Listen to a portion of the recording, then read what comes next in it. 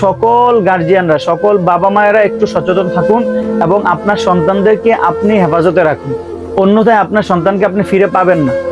এই জন্য আপনারা যেটা করতে পারেন যে আপনার বাচ্চাদেরকে আপনারা প্রতিদিন আপনার বাচ্চাদেরকে সাথে করে নিয়ে মাদ্রাসায় দিয়ে আসবেন এবং স্কুল বা মাদ্রাসা যেখানেই পড়ুক না কেন বাচ্চাদেরকে আপনারা গিয়ে নিয়ে আসবেন।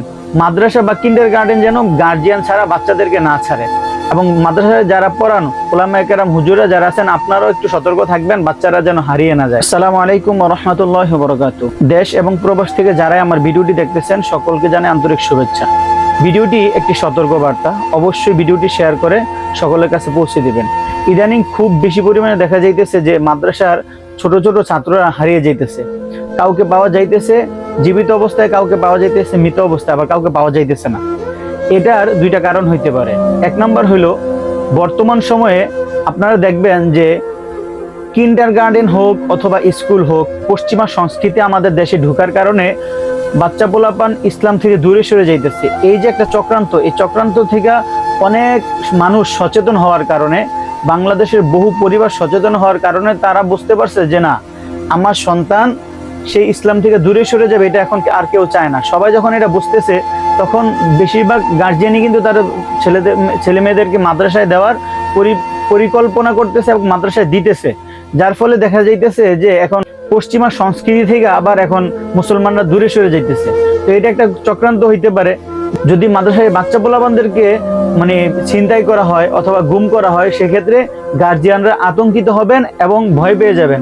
ফলে দেখা যাবে যে তারা আর মাদ্রাসার দিকে ঝুঁকবে না বা মাদ্রাসায় পড়ানোর চিন্তা ভাবনা করবে না। সেই জন্য একটা কারণ হইতে পারে যে এই ভয় দেখানোর জন্য বাচ্চাদেরকে গুম করা হইতেছে। দুই নাম্বার যে কারণ, প্রত্যেক বছর বছর দেখা যায় এই সময়গুলাতে মানুষ চুরি হয়, মানুষ পাচার হয়। একটা গ্রুপ থাকে, সংঘবদ্ধ একটা গ্রুপ মানুষকে পাচার করে নেওয়ার পরে আর লাশটা পাওয়া যায় না, অথবা পাওয়া গেলেও গলা কাটা পাওয়া যায়, শরীরে অঙ্গ প্রত্যঙ্গ থাকে না।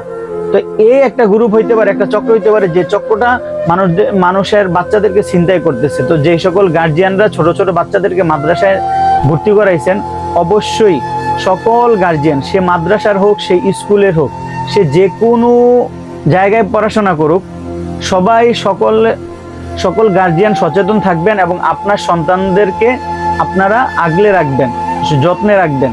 কারণ এখন দেখা যাইতেছে যে বাচ্চারা একবার যদি যায় তখন আর ফিরে আসে না, দেখা যায় পথেই ছিনতাই হয়ে যাচ্ছে।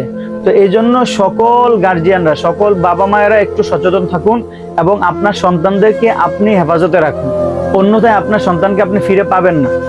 এই জন্য আপনারা যেটা করতে পারেন যে আপনার বাচ্চাদেরকে আপনারা প্রতিদিন আপনার বাচ্চাদেরকে সাথে করে নিয়ে মাদ্রাসায় দিয়ে আসবেন এবং স্কুল বা মাদ্রাসা যেখানেই পড়ুক না কেন বাচ্চাদেরকে আপনারা গিয়ে নিয়ে আসবেন।